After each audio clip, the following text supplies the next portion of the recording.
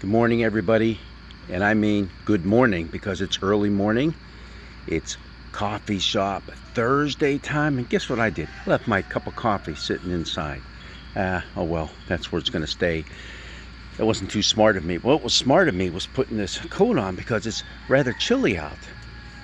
And what's really wise of me is to put on this light jacket as opposed to my heavy winter coat because I don't quite need that yet. See, that's what wisdom's all about, knowing which choice to make. And life is full of choices. We have in our Older Testament 3 books that are considered wisdom literature: Job, Ecclesiastes, and the book of Proverbs. And it's from the book of Proverbs that our alternate Old Testament reading comes for today. It comes from the first chapter, verses 20 through 33.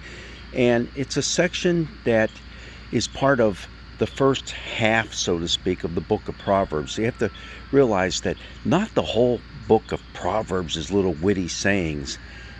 That is actually the second half, where in mostly a parallel type of construction, you'll have all these little sayings, proverbs that are given, and you have one line that says it, and then it's kind of repeated with different words, but the same thought process going on.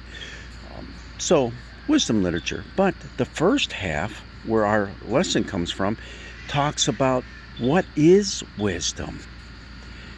Get ready for this. Wisdom is a woman. Wisdom is portrayed as a woman, and she's right there with God at creation even. What we have for this particular part coming up this Sunday, if that's what you're reading in church, is talking about wisdom standing at the street corner begging people to listen to her, begging people to make the right choices, and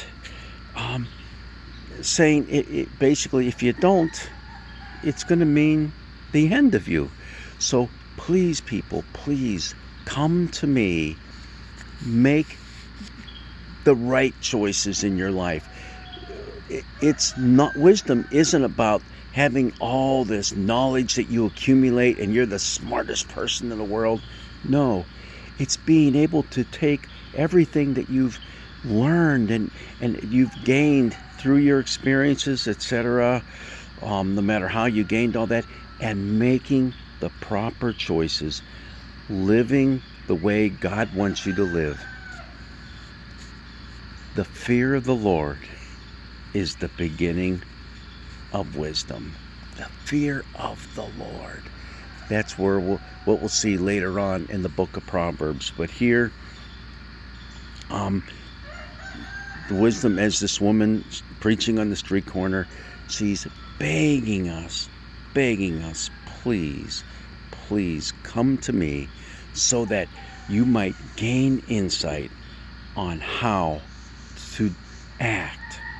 You may learn how to make the right choices in your life.